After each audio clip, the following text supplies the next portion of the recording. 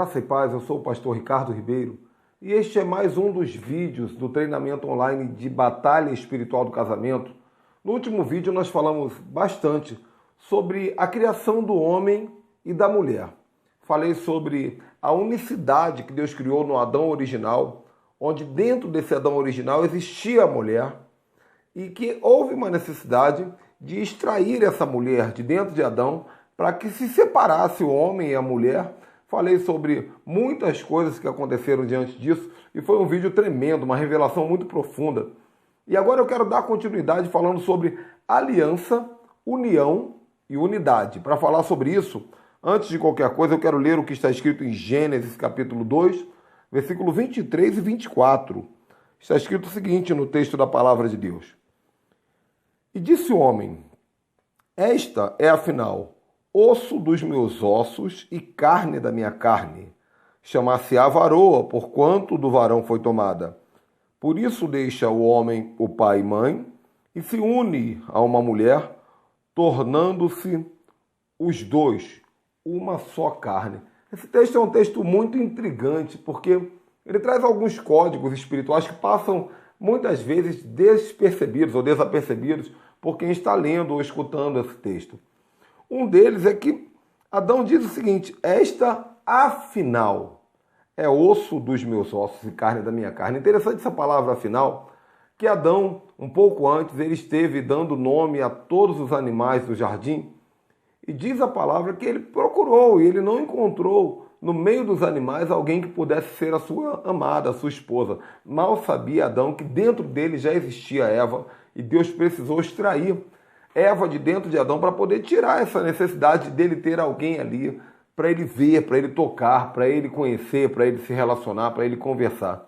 Interessante que depois de ter procurado no meio dos animais e não encontrando a sua adjutora, a sua ajudante, a sua companheira, Deus fazendo esse ato extraordinário de tirar da lateral de Adão Eva, ele olha para ela, Adão olha para Eva e diz, essa afinal, ou essa finalmente é osso dos meus ossos. Essa, enfim, combina comigo. Em outras palavras, Adão estava dizendo, encontrei a pessoa certa, a pessoa compatível.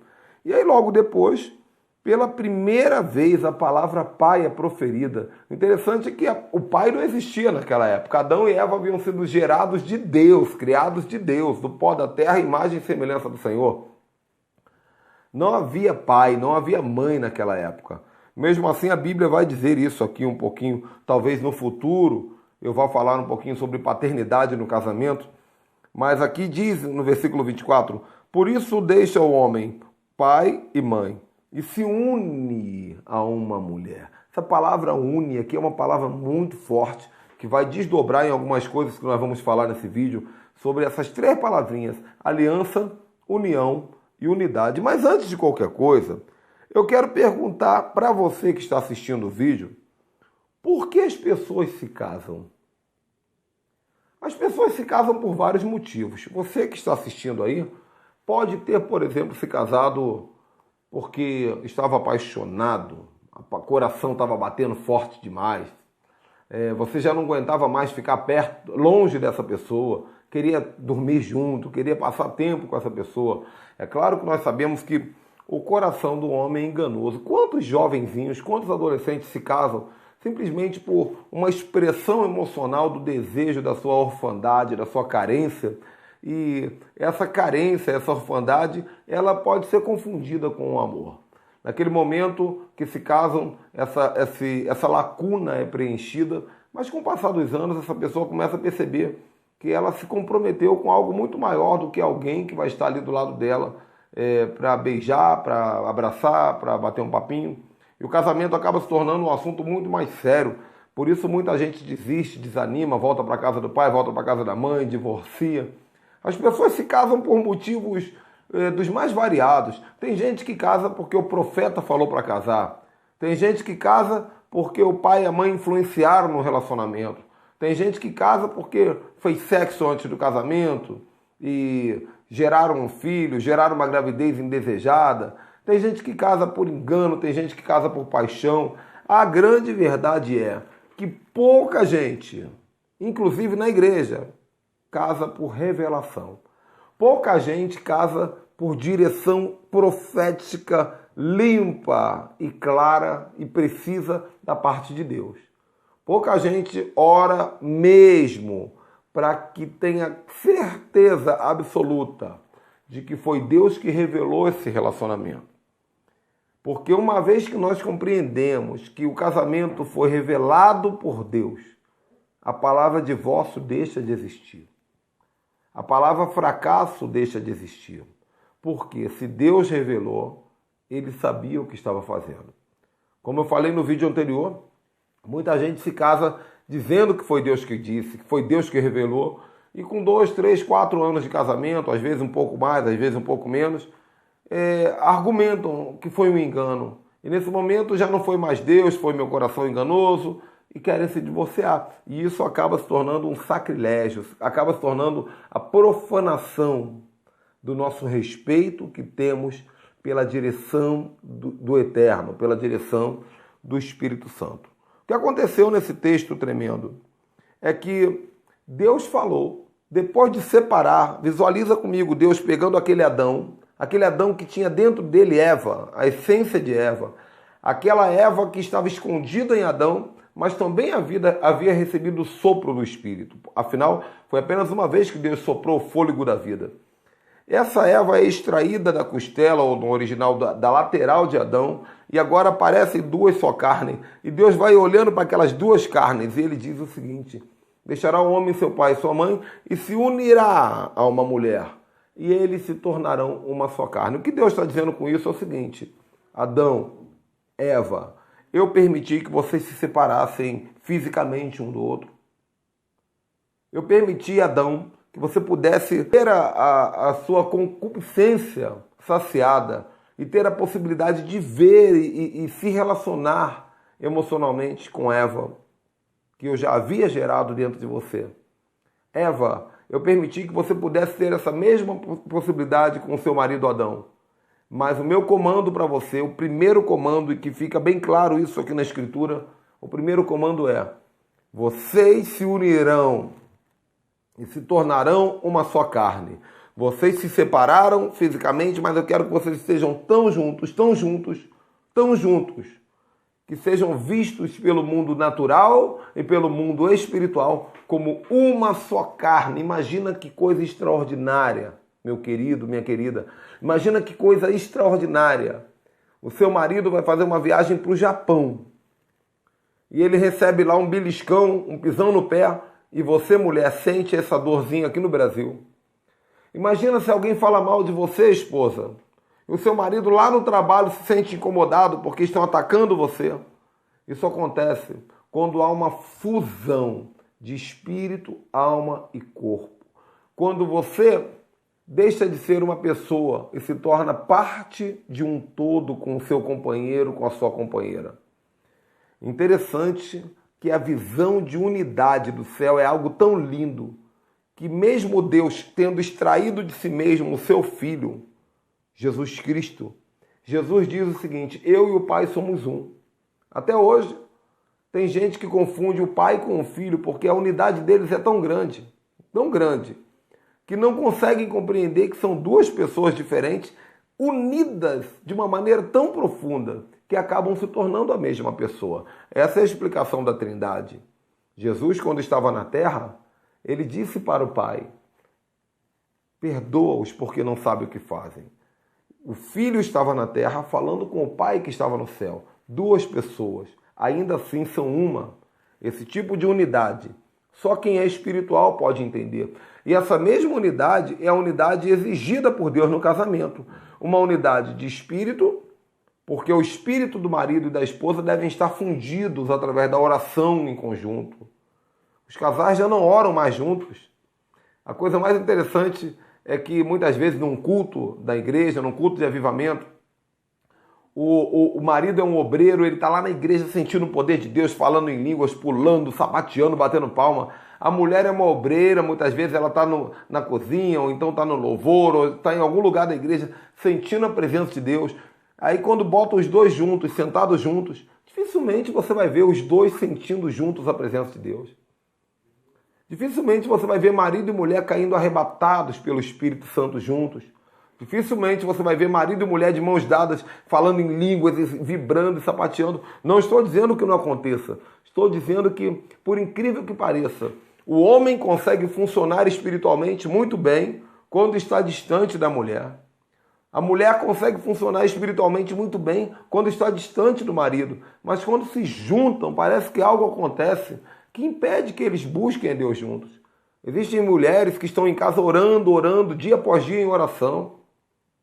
Mas quando chama o marido para orar, o marido não quer orar. Existem homens que oram na igreja, pregam, ministram, abençoam, profetizam, aconselham, mas não oram com a esposa em casa, porque não há uma fusão de espírito. Não há uma fusão de vontades espirituais, de projetos espirituais, de sensações espirituais, de visão espiritual, ministerial e profética. É importante que aconteça essa fusão, porque no mundo espiritual isso é unidade. Quando Deus diz, tornarão uma só carne, Ele não está falando apenas da pelanca, não está falando apenas da natureza carnal. Ele está falando sobre espírito, alma e corpo. Me diga você, que está assistindo este vídeo, a que nível está a sua unidade espiritual com seu companheiro ou com sua companheira? Vocês leem a Bíblia juntos? Vocês caminham na mesma igreja? Eu vejo por esse Brasil, quando eu estou viajando, muitos pastores, que o pastor pastoreia uma igreja, a mulher pastoreia outra igreja. Eu não posso dizer que isso está errado, porque eu poderia estar aqui sendo antiético. No entanto, eu acho confuso um casal que trabalha espiritualmente em objetivos diferenciados, em visões diferenciadas, distantes espiritualmente um do outro. Isso sem falar do emocional, porque eu estou falando até agora da unidade espiritual. Agora, o que é unidade emocional, unidade sentimental? É quando o marido ainda sente, se preocupa com as necessidades emocionais da esposa. Quando a esposa ainda se preocupa com o que o marido está sentindo, com o que ele está pensando. É quando o vínculo de respeito, de carinho, de amor, de proteção é um vínculo mútuo, de um para o outro e de outro para um. Conheço muitos casos de maridos que já não se preocupam mais com o que a esposa está sentindo, com o que ela está pensando, se ela está bem, se ela não está, se ela está sofrendo, se ela não está. Da mesma forma, conheço muitas esposas que não estão dando a mínima para os sentimentos do seu esposo. Não há uma unidade emocional.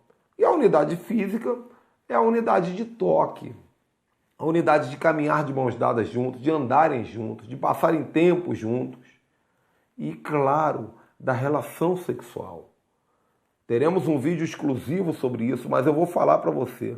Um casal que não pratica sexo semanalmente, 3, 4 vezes por dia, é um casal que está passando por problemas espirituais. Porque a relação sexual, ela une física, emocional e espiritualmente o casal. É por isso que aquela música do mundo que diz assim, se de dia a gente briga, à noite a gente se ama, e é porque nossas diferenças acabam no quarto, em cima da cama. Olha que coisa interessante, a música, se eu não me engano, de Leandro e Leonardo, antiga, Entre Tapas e Beijos. Mas ele está dizendo uma verdade espiritual, que muitas vezes o casal está brigando, está descontente, não consegue se entender na conversa, mas tem uma noite de amor boa, uma boa noite de amor. No dia seguinte eles acordam motivados, felizes, unidos, juntos, porque a relação sexual blinda o casal contra a maldição da pombagira. A relação sexual faz o amor aquecer, não apenas fisicamente, mas o ato sexual é espiritual. O ato sexual é profético, o ato sexual é emocional e físico, é tricotomia na cama, no quarto do casal.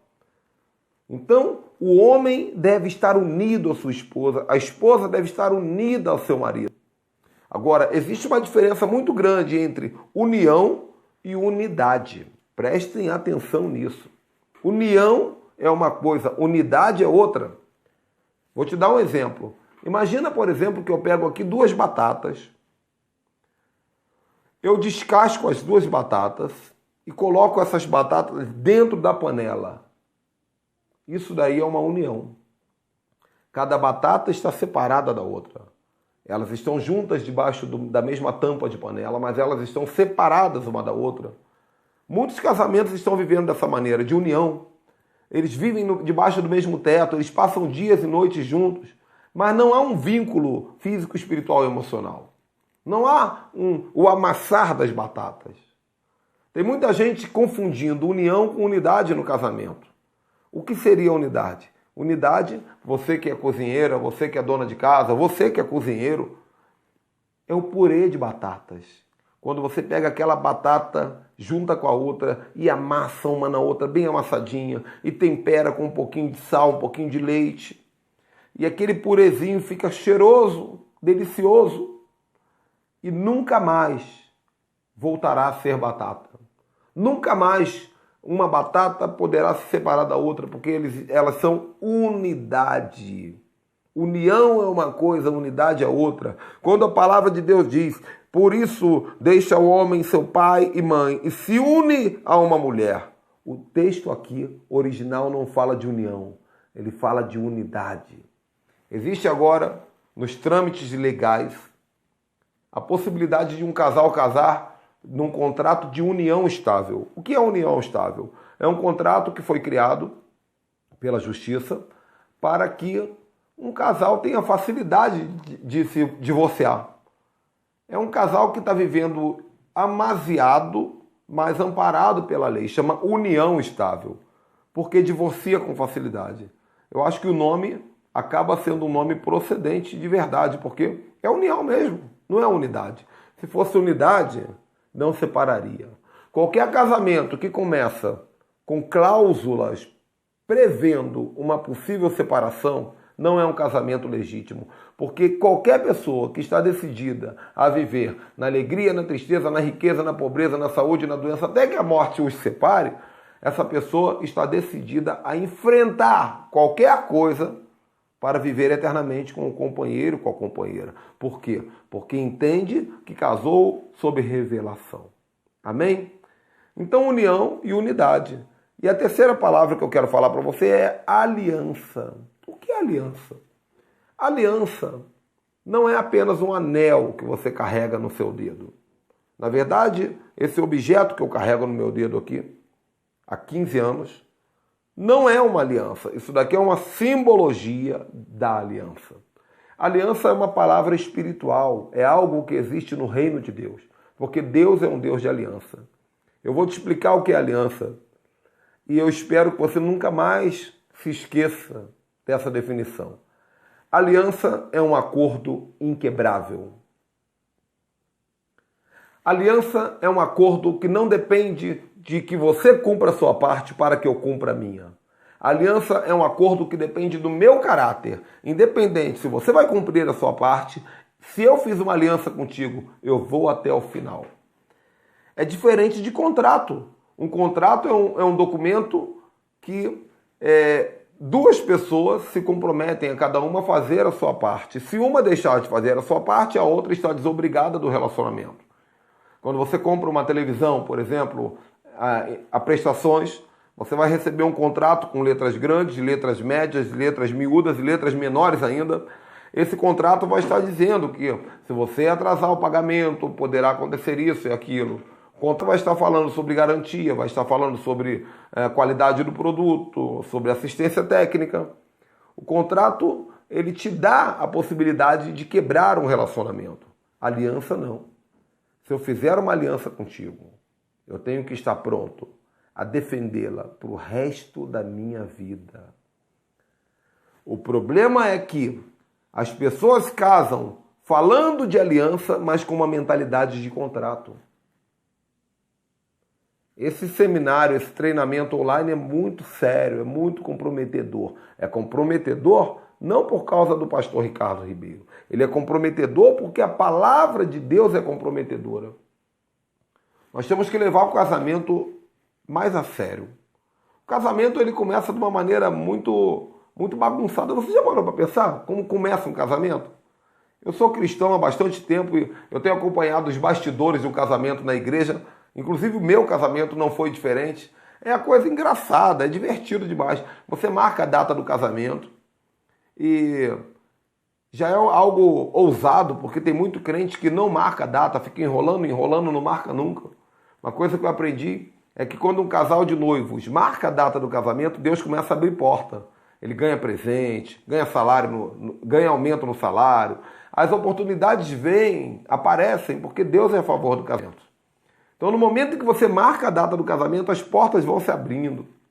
E aí, nesse momento, começa aquela correria. Onde vai ser a festa, quem vai celebrar o casamento, quem serão os padrinhos. A escolha dos padrinhos é algo tremendo, né? Geralmente, nós escolhemos o padrinho que tem dinheiro para comprar coisas, para dar presente, para dar geladeira, para dar lua de mel. Eu falo aqui de uma maneira descontraída, mas é a mais pura verdade. Para a maioria dos padrinhos, são escolhidos pela capacidade, pela condição que eles têm de dar um presente. E é claro, tem aqueles outros padrinhos que são colocados ali por uma consideração emocional. E aí, se o casal for um casal que não tem condição de custear a festa, pede para os parentes fazerem salgadinho, e distribui lista de presente disso e daquilo. É uma comunhão total, é uma diversão total. Quando chega no dia do casamento, é aquela festa, né? Onde aquele monte de madrinha vestida com aquelas roupas, ao meu ver, exageradíssima. De vez em quando você encontra uma madrinha bem vestida, porque as roupas são tão exageradas que só servem para usar no dia do casamento. Só servem para usar naquele momento. E uma olhando para a outra, uma disputando com a outra, se a roupa está da mesma cor, se o sapato é parecido, e todo mundo constrangido de andar pelo corredor até a hora do casamento. É uma diversão, aquele falatório na hora que os padrinhos entram. Quando de repente o noivo entra e fica lá na frente, com aquela cara de bobão, constrangido, ninguém fala com ele, ele fica parado lá, o noivo e o pastor, esperando a noiva. Agora vamos pensar um pouquinho na questão espiritual. Quando a noiva chega, o noivo já está cansado de esperar. O pastor já está cansado de esperar, porque a noiva ficou rodeando o salão de festas ali, esperando o momento adequado para entrar, a sua entrada triunfal. Talvez ela não tenha entendido que o pastor é o representante da voz de Deus naquela noite. E o noivo é o representante de Jesus naquela noite. Enquanto a noiva é a representação da igreja. Então o pastor representa Deus, o noivo representa Jesus e a noiva representa a igreja. Me diga uma coisa, o pastor é importante no dia do casamento? Se ele representa Deus? Claro que é. Talvez a pessoa mais importante. O noivo representa Jesus, também a pessoa mais importante.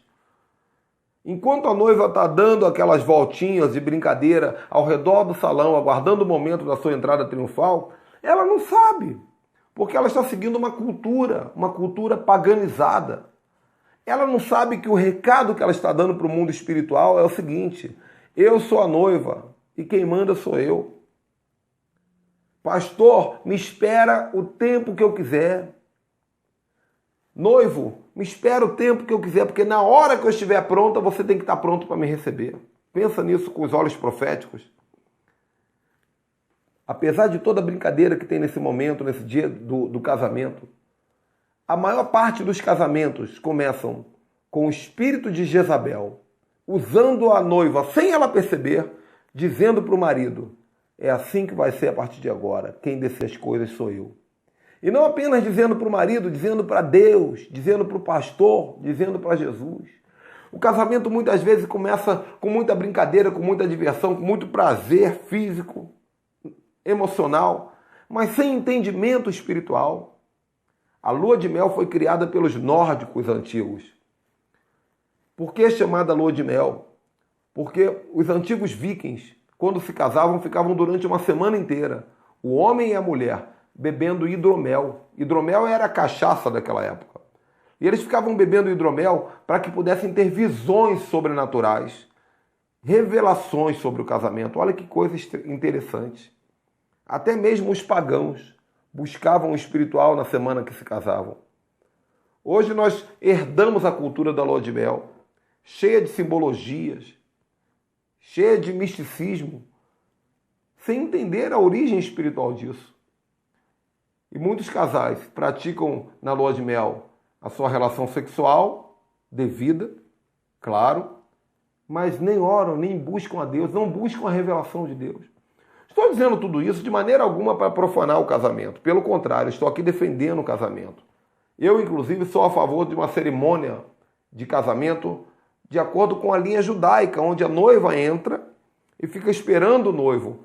E quando o noivo entra, ele representa Jesus vindo buscar a igreja. Olha que coisa linda. Mas eu não sou legalista a ponto de exigir que as igrejas façam isso. A única coisa que eu digo é o seguinte: você que se casou, pare para pensar. Quando é que foi que o profético e o espiritual entrou no seu casamento? Talvez nunca tenha entrado. E aí nós reclamamos do marido, reclamamos da esposa, reclamamos dos problemas, reclamamos das finanças, reclamamos das doenças, mas não entendemos que deixamos de buscar a Deus desde o princípio. A minha pergunta é essa: o seu casamento é unidade ou é união? É aliança ou é contrato? Aliança não se quebra. Aliança não se quebra. Eu posso dizer para você categoricamente aqui: Deus não é a favor do fim de um casamento. O que Deus puder fazer para proteger o seu casamento do fim, Ele vai fazer. Ele é capaz de devolver o amor, a paixão. Ele é capaz de gerar em você desejo pelo seu marido e gerar no seu marido desejo por você, inclusive sexual. Deus é capaz de reaquecer, reacender a chama.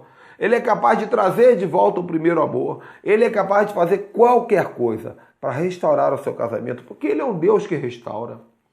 Quando nós desistimos do casamento, podemos até sim nos esconder atrás da graça e da misericórdia de Deus. Eu acredito que podemos nos esconder atrás da graça e da misericórdia. Mas no fundo, quando desistimos de um casamento, estamos dizendo no nosso íntimo que também desistimos de crer no poder de Deus. Então eu quero que você pense um pouquinho sobre tudo isso que eu te falei. E ore a Deus com seu marido, com a sua esposa. E faça um voto de serem fundidos, colados um no outro, tanto no espírito, quanto na alma, quanto no corpo. Unidade, aliança. Porque deixará o homem o seu pai e sua mãe, se unirá a uma mulher, tornando-se os dois novamente uma só carne. Espero que você tenha aprendido algo. Até o próximo vídeo. Deus te abençoe.